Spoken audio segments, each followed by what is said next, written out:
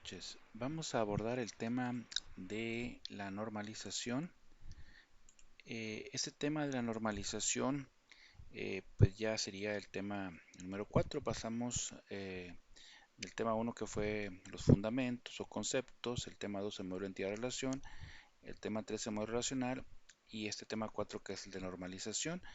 En el tema de normalización eh, lleva una secuencia que pues les hemos ilustrado de una manera, pues un poco, bueno, como nos lo ha permitido la oportunidad del tiempo que nos vivimos por ahí en las sesiones presenciales. Recuerden que partimos para todo análisis de sistemas o en todo elemento de sistemas, partíamos de un análisis de flujo de datos o diagramas de flujo de datos, donde se observaba en la ingeniería de software cómo se iban moviendo los diferentes flujos de información o flujo de datos dentro de los actores y los repositorios de datos de nuestro sistema. Esto traía una desagregación del diagrama de flujo de datos en módulos y ese zoom o ese gran sistema se dividía en módulos y esos módulos a través se volvían a ser módulos más pequeños, de tal manera que en una integración todavía más fina se iban observando cada vez con mayor detenimiento los entidades y las relaciones que fluían entre ellos, al grado de que una redacción pues profesional o buena podíamos detectar esas entidades y esas relaciones dentro de estos diagramas. Ahí es donde hemos aplicado nosotros el modelo. El tema de las herramientas de análisis de sistemas pues son materia, son de otra materia. En este caso pues yo estoy tomando redacciones o del conocimiento mismo que tenemos para poder hacer los diagramas entidad-relación, que es lo que hemos venido haciendo, ¿sí?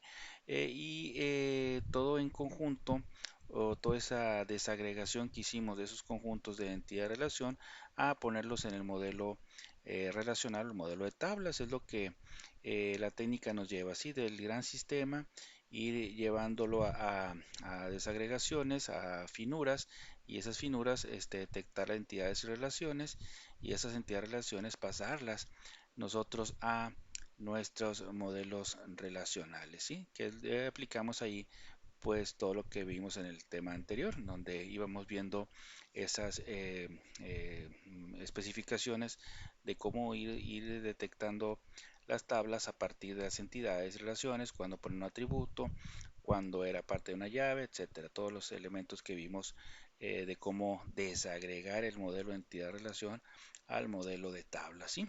Y en aquellos años, en aquellos tiempos, cuando los sistemas de computación no estaban como están ahorita, uno de los elementos muy importantes o uno de los costos a considerar muy importantes era el costo de almacenamiento.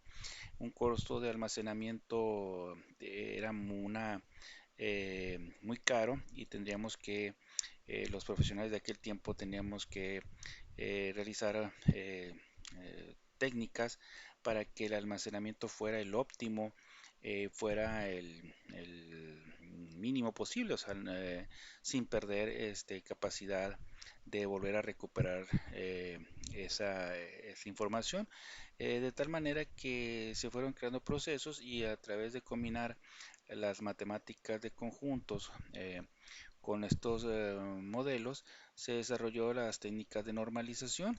Estas técnicas de normalización, bueno, en sí su primer concepto es minimizar ese espacio de almacenamiento quitando las redundancias innecesarias.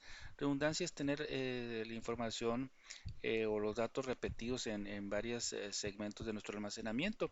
Entonces, bueno, sí, tal vez necesitamos redundar en algún dato, pero solamente cuando sea necesario, ¿sí? Entonces, eliminar esas redundancias innecesarias nos eficientiza más el uso del espacio de almacenamiento y también esas técnicas permiten que nosotros recuperemos más fácilmente esa, esa información. Entonces, ya teniendo nuestro sistema de tablas, debemos de buscar normalizarlas para que su almacenamiento sea eficiente y sea muy fácil de detectar.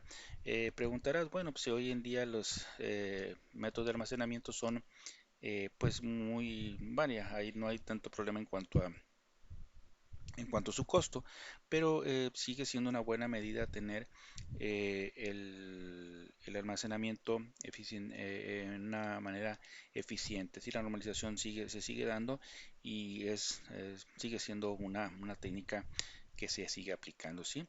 Ya sé que están consultando muchas fuentes de información y algunos autores hablan de hasta 7 formas normales, otros hablan de 5, otros solamente dicen que con las primeras 3 formas normales es más que suficiente. Bueno, yo te pongo ahí para que tú lo veas. Para mí son muy importantes o considero que nuestros diseños de base de datos, generalmente partiendo de buenas técnicas de análisis de sistemas, generalmente quedan ya para realizarse en aplicación de las primeras 3 formas normales. Entonces yo considero que tener las primeras 3 formas normales, pues ya es un diseño muy eficiente, bastante importante. Y en nuestras metodologías de análisis generalmente ya las dejamos en estas consideraciones, ¿sí? Como quiera, pues es bueno conocer toda la técnica en particular. Yo te voy a dar mi concepto de las formas normales y cómo los vamos a ir estableciendo en ese sentido, ¿sí? En una forma breve, en una forma directa, hay profundidad matemática al hacer esto. Yo lo voy a hacer lo más corto posible, ¿sí?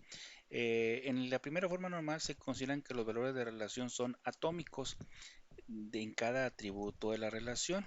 Esto de atómicos es bien importante. Sí, esta tabla llamada trabajador eh, tiene una columna cuyos valores no son atómicos, es decir, que se pueden subdividir en más elementos. En particular es el edificio.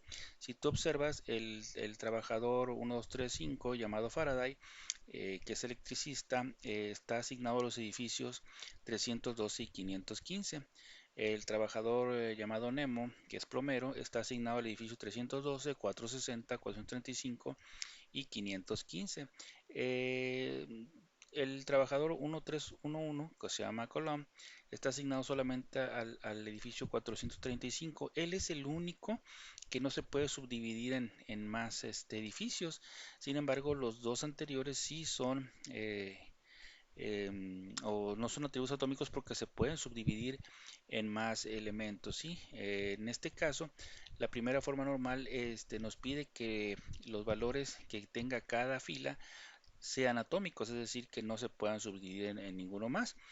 Para quitar la primera forma normal o de la forma, esta sería la forma cero, para aplicar la forma normal tendríamos que deshacer ese atributo multivalorado y dejarlo claramente en sus valores atómicos, es decir, el 312 pues ya no se puede subdividir en nada más, el 515 tampoco.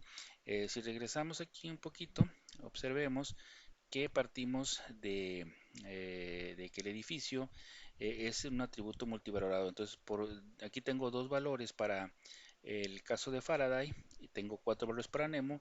Obviamente voy a tener 2 filas para Faraday y 4 filas para Nemo porque estoy quitando o poniendo en atomicidad o en atómico cada elemento de mi de mi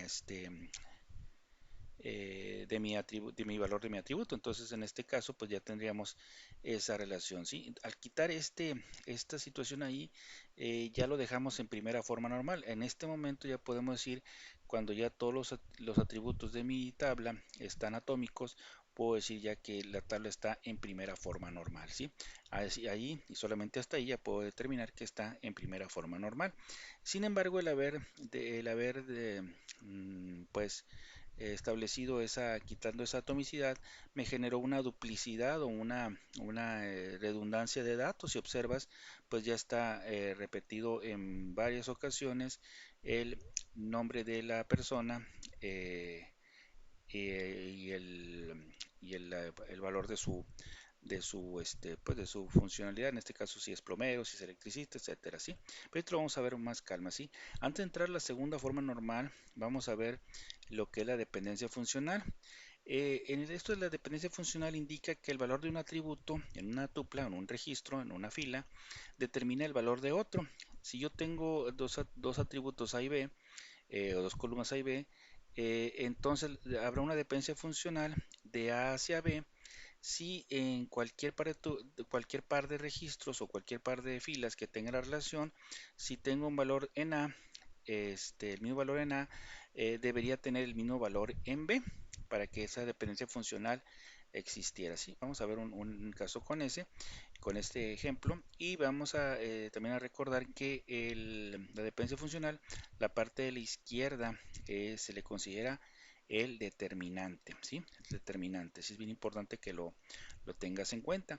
Para aplicar la segunda forma normal, pues se pide que esté en primera, no puedes meter segunda si no metes primera primero, obvia la redundancia, y los atributos de la que no sean clave no pueden ser funcionalmente dependientes de una sola parte de la clave.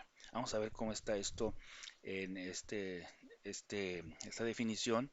eh, en matemática, vamos a verla en la aplicación, ¿sí? Aquí te decía yo que en la primera forma normal se observa una redundancia ahí algo fuerte al quitar la atomicidad. Entonces Faraday ves que está repetido, Nemo está repetido, lo electricista está repetido y plomero también está repetido, ¿sí? Entonces ahí se observa esa duplicidad. Si yo tomara en cuenta el determinante, para mí el determinante sería en este caso el número del trabajador. En este caso el número del trabajador para mí sería la columna A. Entonces, si yo tengo en A el 1235, en B yo tendría el 1235. Vamos a marcarlo aquí con nuestra pluma. Aquí yo tengo el 1235 y tengo aquí el 1235, tengo Faraday en B. Me observa que aquí este es el determinante es A y aquí tengo en B el determinante para ese valor, ¿sí? Si yo me encuentro otro en A, otro 1235, yo debería tener el mismo en B para que hubiera una dependencia funcional de A hacia B, ¿sí? En este caso, pues sí está cumpliendo. Aquí tengo el 1412 y Nemo también, ¿sí? Entonces, mi deber es investigar en todas las columnas, desde el determinante a todas las demás, cuáles cumplen esa dependencia funcional. En el caso del nombre, si lo cumple, el puesto también lo cumple, el salario también lo cumple, el que no lo cumple es el edificio. Si tú observas, aquí tengo el edificio 312 y aquí tengo el 515. La misma A, 1235, tiene un valor diferente. Entonces aquí ya no hay dependencia funcional de A hacia B. En este caso B ya estaríamos en esta columna de edificio. Es decir, la columna de nombre, puesto y salario sí tienen dependencia funcional con el determinante, con el número de trabajador, y en este caso B, que es el edificio, es el que no lo tiene, ¿sí? En este caso tendríamos que aislar las dos, perdón, el determinante con las que sí tienen dependencia funcional, y en otra tabla a aislar el, en este caso el número de trabajador, que sería el determinante, y aquella columna que no hace o que no establece también una dependencia funcional. En este caso sería edificios. Si voy a tener esta tabla de asignación, va a descomponerse en dos tablas, una con el determinante A y los que sí cumplieron su dependencia funcional, y otra con aquellos que no la cumplieron. Sí, en este caso me quedaría de esta manera. La segunda forma normal, la asignación, me quedaría solamente el número de trabajadores del edificio, y en otra parte tendría el trabajador junto con eh, los valores que sí cumplieron, ¿sí?